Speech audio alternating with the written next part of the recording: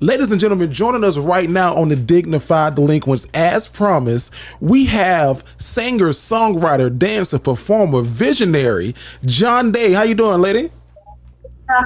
I'm doing well, y'all. Hey, welcome to the show. Welcome to the show. It's good to have you on. Thank you guys so much for having me. I'm super excited to be a part of this show. Because y'all are funny. Listen, we appreciate that. We just trying to be great out here in these streets. We just trying to be great. So how are you? New music out first. Your debut album's out. How are you? That has to be pretty exciting. I feel like just on cloud nine. To be honest, this is like my first body, like my first baby, my first body of work that I just really kind of put my foot in. I wrote all the songs. I helped with production. So I really just was excited to just be a part of the whole process. From start to finish with this project. So yeah, I'm excited. I'm just happy that everybody's enjoying it just as much as I enjoyed making it as well. Can I ask you, I listened to a little bit of it, and I love the flow of it. Can you talk to me about But You? Is there anybody specific that might have inspired that song without name dropping? It's quite honestly, the whole album is inspired by my last relationship. So, I just feel like it wouldn't be fair to just talk about some of the negative stuff from the relationship, but you talk about the positive, you know what I'm saying? That feeling when you used to be ready, you know what I'm saying? To just get it on and popping or whatever. Mm-hmm. So that was more of that aspect of the relationship. Just feel like how you felt to be in love and just really be ready to just be physical, with that person. When I listen to the song, I watch the lyrics on Apple Music. So you love this person. Ooh, yeah, it was love. That was your boo, baby. Are you and this person still currently involved? Oh no, we are not together anymore. Oh, okay. The way she said, "Oh no," yeah, like, hey, maybe we might have to get into that. No, don't open up that can. So, are you dating anyone though? I am just open to what life has for me right now. I'm not specifically dating anybody right now, but I'm just dating. Is that a thing? I'm not, Yeah, is it hard? Is it hard to date being you though? You know what I'm saying? Being this big time artist. You feel me? It's crazy because I was having this conversation with somebody a couple of days ago, and it's not that it's hard. But it's just a matter of people's intention. You know what I mean? Mm-hmm. It's like, we want to work with you, but it's like, do you really want to work with me, or do you want to work with me? So it's just being able to distinguish between people that actually appreciate your talent and want to work with you, and versus people that just want to use you. How do you balance your time while dating? Because I know, for me, I'm a teacher. I have a couple side businesses, but to be an artist, you got to travel and stuff like that. So, how do you balance time when you're looking for relationships or you're dating, or are you even looking, or you just going with the flow? Out here in these streets. I don't think I'm looking. I'm not gonna say I'm looking. I think if life presents somebody to me that I feel like is worth making a part of everything that's going on, then I think that's kind of just, people make time for what they really want to make time for. You know what I mean? Yeah. And so I feel, and being honest, even busy people, if it's something that they want, they're going to figure it out. They're going to squeeze it in. So I just feel, Jesus, I'm not looking for a relationship. Per se, if the right person presents themselves, then I'm definitely open for it. They fall in my lap. Because your tone gives me if he come along, you ain't mad at it. And I'm not gonna say no. I'm not gonna say no. Right. But I don't think I'm really a homebody. Not even though I'm never home. If I'm not working, or if I'm not in the studio, or if I'm not working on something else, I just like to be home. I don't really go out like that. So it's actually hard because usually the people I meet is through music, and it's you don't really sometimes want to mix the two, but it's if y'all vibing, but it's it's stuff, hopefully people are mature enough to where if it doesn't work out, the way y'all wanted to. It doesn't disrupt the relationship that y'all have business wise. For sure. Absolutely. And as a writer, because you're a writer, I gotta imagine too that any relationship that you have, whether it be platonic or not, people might be a little skeptical because they don't want to end up in the song. Like, was she talking about me? Like, was she singing about me? Was that a sub tweet? Don't flatter yourself. I've actually never.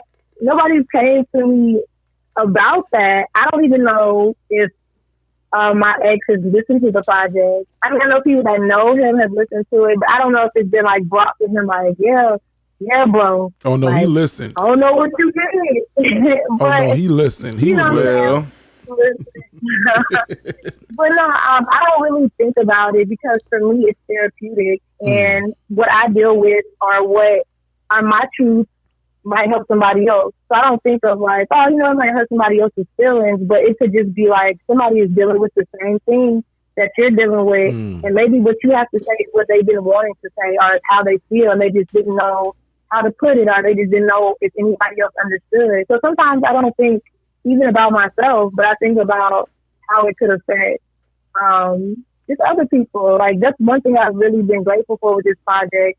If you listen to songs like Skydiving, it's just about like, life can be tragic, life can be tough, life can be hard, but I was able to make a situation that wasn't the ideal situation and just produce something that I really appreciate and that a lot of other people ended up appreciating. So it's not always for me. It's for the day one. Just what I came on. I don't know if you saw that, but that's what I was called, like, on my phone. It's like the day ones, you know what I'm saying? So everybody that's supporting. Absolutely. Now, because I got a little sneak preview of your album, and then I went back and listened to it again to prep for this interview. Now, I was reading your bio. You started singing in the church. You went to the School of the Arts and everything. And then I was listening to this song, and you was like, "I want you to feel my juices." I was like, "Is she making mimosas?" Because I was like, I know she ain't talking like mimosas. I'm like, she must be making drinks. Yeah, that's exactly. I ain't even saying the answer. You're going to get me in trouble. Look, we done got her in trouble. We'll talk to her after the show. I was in trouble with, but we ain't even about to do me like that. But for you, who were your musical influences? Like, who influenced the way that you write, your style, your swag? Who influenced you? I love Jasmine Sullivan. Like, I love her all around. And then I just thought when you listen to her, I feel like you just can't, like, as an artist, as a singer, like, it's been songs that she's written for other people that people just didn't know. And it's like, I just really appreciate her vulnerability in her songs. And I feel like everything that she's written about, she felt that crap. Like, it was something she was dealing with. And I feel like that's kind of what inspired me later on once I really started digging into writing and just being open with what I was writing. So Jasmine Sullivan, I feel like Babyface is next classic. And just how he the what's the word I'm looking for? Just how engulfed he is with the stuff that he writes. Like, everything is so intentional with him when he writes stuff, or how he wants stuff delivered. And then country music, though, the simplicity, but how they word things is so, like, Dolly Parton. Like, you said country music? That's what she said. Run it back, hold on, because I love country music. I love country. So, like, yeah, if you listen to some of their songs, it's how they word stuff is just like, just, how we see the sky is blue, but they just see it as something like, oh, I would have never thought to think of the sky like that. And it just really makes you, like, want to, like, dig deep with how you deliver stuff to people. It's like, yeah, it's cool to be like, I love them. That's what they do. The clouds, you know what I'm saying? Right. It just makes you dig deep, you know what I'm saying? So it's nice to be like, I love you, but to be able to describe it in the way where it's like, dang, like, that hit home is dope. And so, like, all of those different people in different genres really kind of inspired my writing. But then it's like, if you like Desmond Sullivan, you love Kim Burrell. They'll rock with you. Yeah. They'll rock. You know what I'm saying? It's a lot of them. Yeah, Brandy. True. All those people are super. Beyonce as a performer, I feel like you can't take it away from her. Like, she's phenomenal on stage. Like, it's just a lot of like mixed and pots of things that just inspire me. Can I ask you, with all of those people that you named, and then we think about the people who are coming up right now, thinking about like the Meg Thee Stallions, Mulatto, City Girls, do you ever get tempted to maybe come up with a different sound, or like, talk to me about that? Do you feel lost or intimidated at all, you know, with this culture that we're seeing right now with the female rappers or anything? Not at all. I feel like at the end of the day, like, people like what's real, and people like what they can feel. And even if it doesn't like connect with people at this moment, it'll be appreciated later. And I would rather people appreciate how I write and how I sound than trying to fit in and just end up getting lost. Because I feel like sometimes when people end up trying to blend in and sound like everybody else, they just end up getting lost. Yeah. And it's like, yeah, it's cool to be hot right now, but I just really like the longevity of stuff. And I'm not saying that that's how the artists are now. I'm not saying that, but I don't have an issue with having the sound that I have, like being R&B or like, just being more like on the soulful R&B side with like a hint of now. Oh, that's true. You know what I'm saying? Because you see, like, every R&B artist that I love is timeless. I've been on them since the 90s, so I can agree with that for sure. Now, Jande, I do have a question for you. So, with you talking about how you are as an artist and where you are as an artist, I can sense this great confidence in you. And I don't know if that might be that athlete coming out of you and your craft or whatever it may be. But, you know what I'm saying? They're doing a little research. I see you ran a little track, and you're a little bit of everywhere. Not a little track. Oh, I'm sorry. Let me not discredit it. Two-time All-American. You better say that. Track and field. At Florida State. Am I right? What was she? Two-time All-American. Better give her a ball for that. All-American, 2 times. You feel me? But look. So I see that you are in a lot of things. You are a songwriter. You are a dancer, a performer, entertainer, and you are in a lot of things. And with that being said, your work ethic has to be extremely, extremely disciplined and fine-nighted. With that being said, fine-nighted. I was, you know what I was going for. You feel me? I know what you mean. I thought it was a word. Because I'm tuned in. I think it's a word, so we gonna go with it. But with that being said, you know what I mean? What is some driving factors behind this work ethic? What motivates you? What gets you up and say, you know what? This is my dream. This is my passion. This is why I do this. This is my why.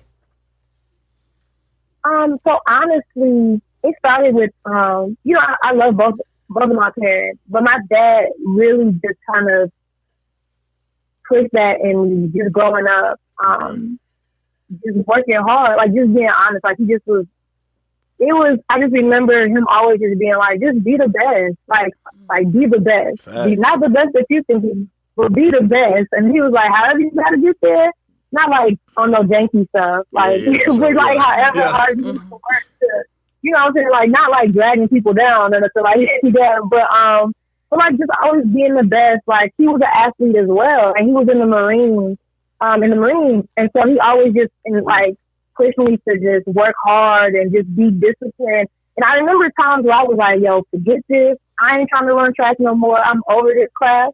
I don't want to do this. Oh, wow. And he was like, okay, that's cool. You got practice tomorrow. Sound good, yeah. See you on the track. We go. And I remember that. And I remember that same year being number 3 in the nation, like wanting to quit and then like being number 3 in the nation. And then like my dad just really just put that in me, and it kind of just stay with me. And it's like, I don't care if it's like who can clean the dishes the best. Them dishes gonna be spotless. You better say something. If you're gonna do it, be best at it. And they gonna be up. If you're gonna do it, like, do it big. You know, do it well. Like, do the best that you can be. And that's just, don't half-ass it. Don't half-ass it. So now I gotta ask you. You have this brand new album out, Face the Facts. So I have two questions for you. I want you to tell me, why did you decide to name the album that? And what is the meaning behind the album cover picture? Because I've been trying to figure that out since I saw it. Same. Like I was like, who she is? She got a face to face with herself. Cute, both of them now. Yeah. With the body. Mm-hmm. Yeah, I was just trying to figure out what's going on. That's pretty much like it. So I feel like sometimes we try to convince ourselves of things that like aren't. Or it's like, hey, I can fix this. I can be in control of this. I can handle this. And sometimes you can't. Like, sometimes people are going to feel how they feel, and you can't change how people feel. You can't change how people perceive you. You can't change the past. And it's a matter of just coming to grips with, like, this is what it is. You know what I'm saying? Whether you like it or not, you just have to move forward from it. And I think sometimes we put on this, like, persona that we want people, because of the expectation that people have on us. Mm-hmm. And sometimes that's overwhelming. I know as an artist, sometimes that's overwhelming. Like, somebody, you know, I've had people be like, oh, you know, when you do this so well and you just do all this, and it's like inside, sometimes I'm human, you know what I'm saying? I explode sometimes.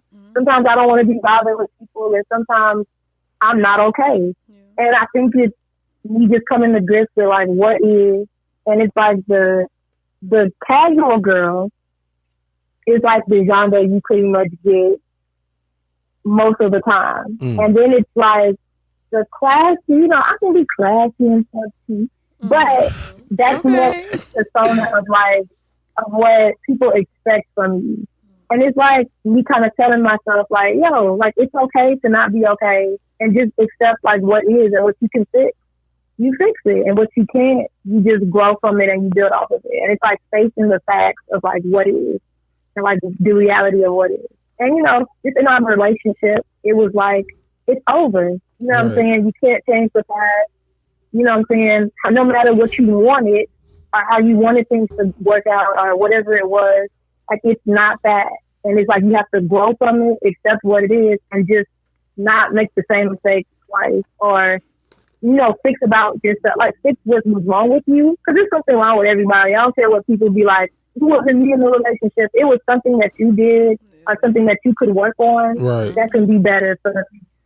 And so that's pretty much the gist of the album, like where I got the title from and where I got the concept of the picture. Okay, absolutely. I like that. Well, so before we let you go, we want to play this game with you, and you know the game This or That, where you pick one or the other. Okay. So we ain't gonna play this or that though. We're gonna play Dignified or Delinquent, because this is the Dignified Delinquents podcast, and I believe everyone's a dignified delinquent, in my opinion. Exactly. You know, a dignified delinquent is someone who is, you know, cultured yet authentically themselves. You know, they gonna drive to their corporate job blasting Lil Bootsy. Mm-hmm. So Vasco's gonna give you a couple of scenarios, and then you just let him know if you're gonna respond in a dignified manner or if you're gonna respond in a delinquent manner. Dignified is like, it's okay. Take the high road. Road. I'm be the bigger delinquent, person. like, I'm gonna turn this mother. You know what I mean? So go ahead, Vasco. I'm sorry. All right, you ready? Okay, I'm ready. I know I'm competitive, so hopefully I feel like you done sat up and everything. Yeah, she leaned up now. She ready. All right, first one. You see your homegirl's boyfriend out with another woman. How do you respond? Dignified or delinquent? Both. Ooh. You dignified in front of them, but when you get around her, if you want to turn up and ride out, you ride out with her because that's your homegirl. But you handle it in a classy way in front of, like, while the situation is happening, so you can get all the details before you just go over the edge. Have you and then you bring been it in to this her predicament before? The way she answered. You sound like you've done this way too many times. All right. So, second scenario. You had to wait 45 minutes for your food just to see that they messed the order up. How do you respond? Dignified. Really? Because if they take the food back, they could spit in your food. So I still be thinking, like, at the end of the day, they still got to take my food back, and I just want to, like, And you never know, like, being nice to people could get you a free meal. Or it could be like, I apologize versus, like, turning up and acting a fool. So I would still be like, hey, I would be frustrated internally, but I would definitely be like, hey, this isn't right. And hopefully from that, they'll be like, you know what, man, we're sorry, food on us, what I'm saying, like free meal, a coupon, what I'm saying, something like that. Yeah, you better than me, because I sure enough be a delinquent in that moment. And I'm going to eat this food, and you better not charge me for it. All right, so third scenario. A fan walks up to you asking for an autograph, but they are not wearing a mask. How do you respond? That was tough enough. And they coughing. Oh, wait a minute. And you left your It would sanitizer. definitely be like, I feel like it'd be like, yo, somebody need to get your man, because this is not the time. It would be like a look. I don't think I would say something, but it would definitely be a look of, you need your bag. A delinquent look, but a dignified action. I see the look in my face with my head right now. Okay, all right. Well, we'll put them two together. Raised up a little bit. Just one of them. What you doing? Maybe a quick hand up, like stop. You know what I mean? All right. So, no scenario. A guy ends. What? Oh, a guy sends a solicited nude into your DMs. How do you respond? You don't. Hey, hold on. I'm gonna give. That was a good answer. That was a good answer. Okay. I like that one. All right. A guy takes you out on a date, but his card declines. How do you respond? I feel like I know, because she's nice. You respond. You do dignified, and you just never go out on another date with them. You be like, you know what, I got you, bro. You hit them with the bro, so that they know at that moment. Oh, wow. So you be like, it's all good, bro. It's all good, bro. I feel like she's been placing these scenarios at some point in time. Like, that's why she know these so good. Hell yeah. You call him bro on the first date, he know. You call him bro, and it's like, like, dang, I done messed up for real. I really done messed up. Oh, hey, don't do that. You send that boy a fist emoji. It's over with. A fist up or a thumbs up. Oh, yeah. It's all good, bro. It's all good, bro. Oh, call him boss man. That nigga feel. Or pimp. Cuz, dog. Like, it's all good. You know what I'm saying? Yeah, if I call you player, it's all good, big dog. Hey, no. Big dog. Hey, no. Big dog's trifling now. Big dog let you know. Hey, listen, we appreciate you for coming on with us. Now, where can people find this album? Because we're going into the new year. We need some good music to take us into 2021. Where can we find this album?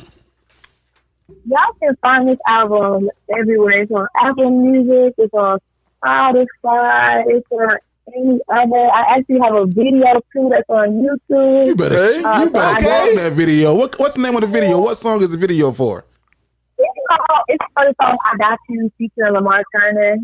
It's super dope, classy video. It's over the dancing on and everything. So yeah, it's really dope. But y'all can look at my album everywhere. And, just a little shameless plug. Y'all can follow me on, IG at Jandé Love One, JNDELOVE1. And then in my link, everything pops up as well. The link is in my bio. So.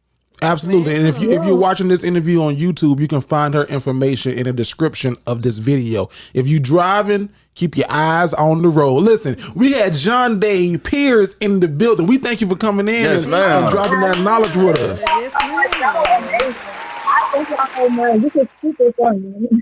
Appreciate you being on. The energy is amazing. Absolutely. Thank you so much.